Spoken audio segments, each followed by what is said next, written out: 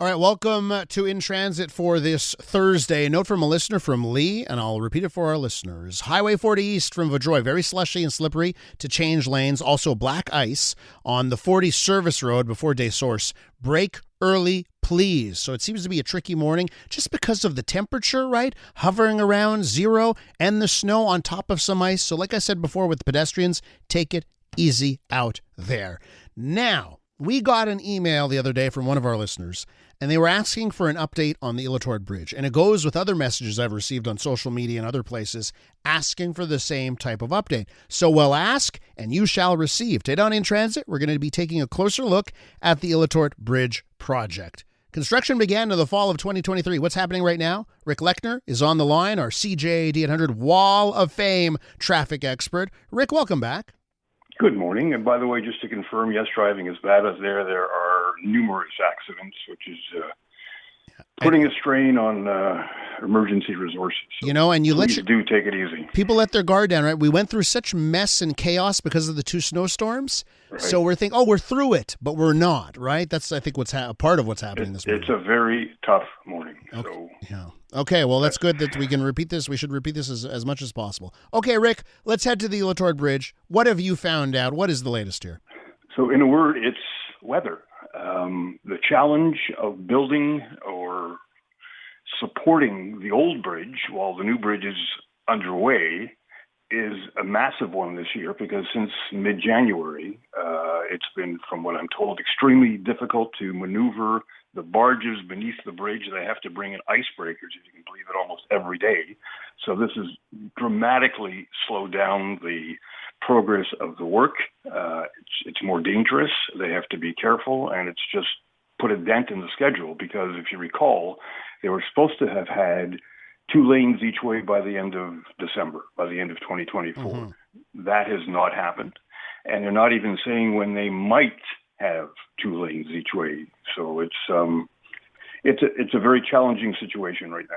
Challenging, but you believe in understandable, just given the weather and other issues? I can tell you from my Hydro-Quebec bill, this is one of the coldest winters we've had in quite some time. So yes, I truly do believe that, and they have to ensure that they can do this properly and securely, and it's just slowed down the progress dramatically. Yeah. And for those who are pining for the new bridge to open, what's your message for those people? What else should we, before I move on to anything else here, I want to make sure we cover everything that you know about the subject. What else should we be talking about here when it comes to Île-aux-Tourtes? Well, again, to repeat, there's no new information as to when, unfortunately, 2 lanes would be available in both directions. The current schedule, and I have not heard otherwise, I have not been able to determine whether there has been a change with the construction of the new bridge. So currently, the first structure, which will normally become the westbound lanes, is expected to be completed by the end of next year, 2026, at which time there should be 5 lanes. And then the second structure, which would then become the eastbound lanes, supposed to provide the extra configuration, which would then give you the 6 lanes, but that's not for quite a while. And that, again, is information that dates probably a month or 2. I have not heard that has been affected. I have not heard that as of yet. All right. So there you have it for those of you concerned, interested in the Île-aux-Tourtes Bridge. We're with Rick Leckner, our traffic guru here. Rick, what is on your radar, by the way? What are you looking at when you look at the Montreal traffic situation right now? Is there anything that's top of mind for you?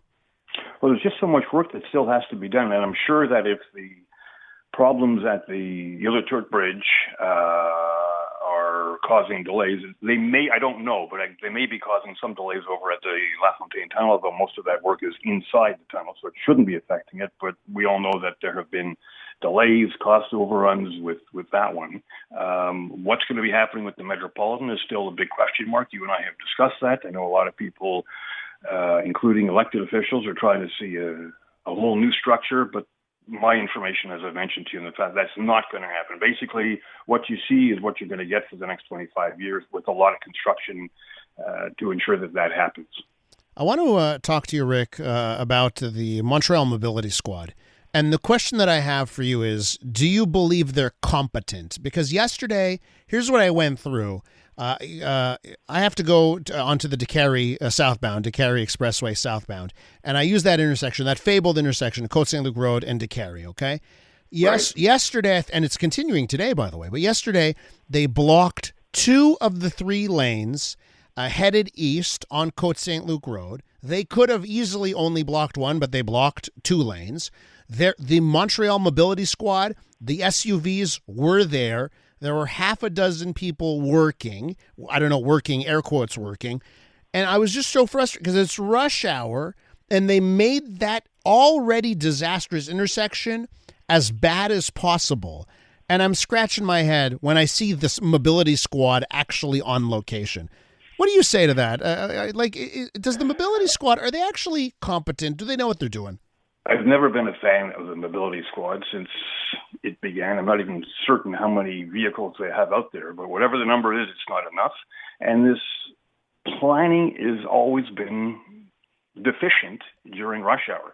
Some of these projects, of course, you can't dismantle for every rush hour period, but others can wait.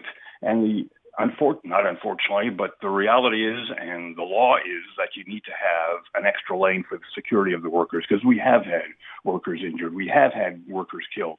We do have some drivers in Montreal who think they're on a Grand Prix circuit. So they have to close that lane. Unfortunately, when you're talking about eastbound Côte Saint Luc at the height of the rush hour, it's unacceptable. So, there has to be some better planning and some better monitoring to ensure that these things don't happen. And there's just so much. You're seeing one example of this. Yep. Let me tell you, this happens frequently in other areas as well. And at the same time. Yeah, and left, right, and center. And just here where our studios are at, right? So Papineau southbound, right at the end of Papineau South, they are doing work, right? The city's redoing the pipes. Remember the big flooding we had on the pipers? Right. So they have to do the work. I get that. They're doing that. It's down to 1 lane, okay? But above René Lévesque, okay, earlier in the week, they had closed the right lane, which is only used because there's electric car chargers in that same lane. It's only used to turn right. Well, they shut it down ahead of the actual closure south of René Lévesque, and it created a jam. And it was totally useless lane closure north of René Lévesque to affect what happens south of René Lévesque. And I'm just like, anyone with a brain with high IQ that would look at this would never allow it to happen. I just wonder what's going on.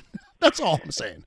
It's extremely frustrating. There is a lack of planning. As I said, look what's going on in one of my least favorite spots, which is trying to cross the Décarie. Van Horn again is closed. It causes all kinds of problems on Vézina, Plamondon. Did they remove the parking from Vézina or Plamondon to facilitate the traffic flow? Of course not. Why can't they do these things? And is it because they just don't give a damn, or they're just ignorant of what the repercussions are? And I think, as I've always said, they don't care about the 15 minutes lost. That's what. They just don't care about the 15 minutes for every single driver.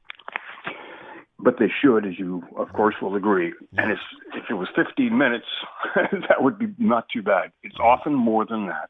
Yeah. The frustration, Elias, that is caused because of this is definitely causing more accidents, is definitely slowing response times for police, fire, and ambulance. So I keep saying the elected officials need to get out there and face reality, or just really see what's going on for themselves, because some of the people behind the desks are not doing their job properly. So here's my idea to wrap us up here, Rick, that either you go and buy this yourself, or we start a GoFundMe and the people of Montreal pay for it, but you buy a cowboy hat and one of those sheriff badges, and we put a little thing that says traffic sheriff, and you get in get an SUV, something that looks pretty menacing. Maybe it's a Cybertruck, I don't know. And you go out and you get onto the streets and you show up at sites and say, I'm the traffic sheriff, shut this down. Why don't you do it on your own, and we would GoFundMe it? I don't know how long. They would probably be very efficient in shutting that down. Yeah, probably against the law as well. Okay, Rick, thanks for coming on. Always a pleasure, Elias. It is drive always safely, please. Yeah, thank you so much, and the message for our listeners to drive safely. Always a pleasure, Dr. Rick Leckner, our CJAD 800 Wall of Fame traffic expert.